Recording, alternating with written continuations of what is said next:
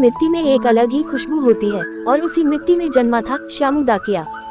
एक साधारण इंसान, पर उसके ईमान और मेहनत की कहानियां दूर दूर तक फैली हुई थी। श्यामू कभी भी साइकिल का इस्तेमाल नहीं करता था।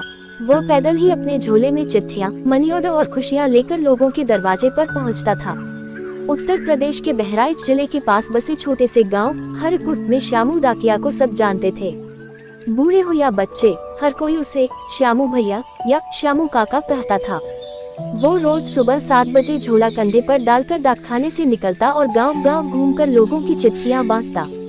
बिना साइकिल, बिना मोटरसाइकिल, बस मजबूत हौसले के साथ। हरिपुर गांव के रास्ते अच्छे नहीं थे, कभी कीचड़, कभी धूल और कभी खेतों के बीच से होकर गुजरना पड़ता था। लेकिन श्यामू का कहना था, साहब मेरा काम चिट्ठी पहुंचाना है, चाहे धूप हो, बारिश हो या आंधी। लोग इंतजार करते हैं और भरोसे का मतलब है वक्त पर पहुंचना। कई बार वो बारिश में ही चिट्ठी बांटने निकल जाते। श्यामू सिर्फ चिट्ठियां नहीं लाता था, वो भावनाएं लाता था। किसी की बेटी का खत, किसी बेटे की परीक्षा की खबर, विदेश से मनी ऑर्डर या फौज में तैनात जवान की चिट्ठी, सब कुछ उसके कंधे से होकर गुजरता था। कई बार जब कोई बुजुर्ग पढ़ना नहीं जानता था तो श्यामू वही खड़ा होकर पूरी चिट्ठी पढ़ देता और फिर कहता, अम्मा चिंता न करियो, लड़का अगले महीने आने वाला है, बोला है मिठाई जरूर लाएगा। अम्मा की आंखें भर आती और श्यामू मुस्कुराता। एक बार की बात है, एक आदमी का मनी ऑर्डर आया -15,000 रुपए का। वो आदमी गांव में नहीं था। श्यामू जानता था कि उसकी पत्नी अनपढ़ है और बहकावे में आ सकती है। उसने वह पैसा तब तक नहीं दिया जब तक वह आदमी खुद नहीं लौटा। लोगों ने कहा, अरे दे देना श्यामू, कौन सा तेरा पैसा है। लेकिन श्यामू ने कहा, जिम्मेदारी पैसे की नहीं है, भरोसे की है। अगर मैं गलती कर दूं तो डाक विभाग की इज्जत मिट्टी में मिल जाएगी। एक बार एक आदमी बनावटी नाम से गांव में आया और किसी बुजुर्ग के नाम का मनी ऑर्डर लेने की कोशिश की। श्यामू को शक हुआ, उसने बिना जांचे पैसे देने से मना कर दिया। बाद में पता चला कि वह आदमी धोखेबाज था। डाक विभाग ने श्यामू की सूझबूझ की तारीफ की। श्यामू बच्चों को बहुत प्यार करता था। जब भी गांव के स्कूल से गुजरता, बच्चों को टॉफी दे देता।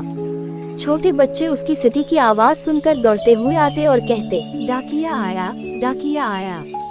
कई बार वह बच्चों को पत्र लिखने के लिए प्रोत्साहित करता। बेटा अपने पापा को खत लिखा करो, लिखना सीखोगे तो दुनिया बदल दोगे। श्यामू के पास खुद की साइकिल खरीदने के पैसे नहीं थे। डाक विभाग ने कई बार कहा कि वो साइकिल ले ले, लेकिन वह मना कर देता।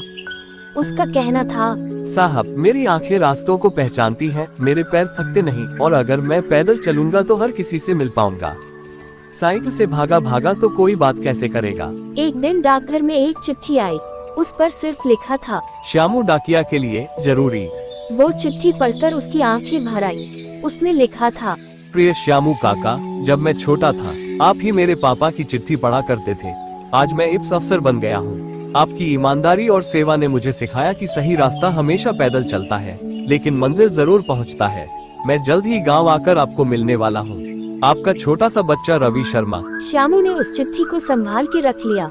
कुछ महीने बाद एक सरकारी समारोह हुआ। जिले के अधिकारी और विधायक आए थे। वहां रवि शर्मा खुद आया और श्यामू को मंच पर बुलाकर मोमेंटो दिया और रवि ने कहा, IPS यह इंसान साइकिल से नहीं चलता, पर ईमानदारी की रफ्तार में सबसे तेज है। ये है असली। उसे 50,000 रुपए का पुरस्कार भी मिला। श्यामू बूढ़ा हो चला था। एक दिन उसकी तबीयत खराब हुई, फिर भी वह चिट्ठियों का झोला लेकर निकल पड़ा। जब लोगों ने मना किया तो उसने कहा, जब तक सांस है भरोसा जिंदा रहेगा। अगले दिन सुबह उसकी लाश एक पेड़ के नीचे मिली। झोला लटका हुआ था और कुछ चिट्ठियां उसके हाथ में थीं। गांव के हर शख्स की आंखें नम थीं। स्कूल, पंचायत भवन और डाकघर, तीनों जगह श्यामू की तस्वीर लगी। आज हरिपुर गांव के बच्चे श्यामू डाकिया की तरह ईमानदार बनने की कसम खाते हैं। डाक विभाग ने गांव में श्यामू सेवा केंद्र बनाया, जहां बच्चों को खत लिखने की ट्रेनिंग दी जाती है। श्यामू डाकिया ने ये सिखाया कि जीवन में साधन नहीं, साधना जरूरी है। साइकिल न होने पर भी वह देश और दिलों के सबसे भरोसेमंद संदेशवाहक बन गए। उनका जीवन इस बात का प्रमाण है कि ईमानदारी की कोई सवारी नहीं होती, वो खुद अपने पैरों पर चलती है।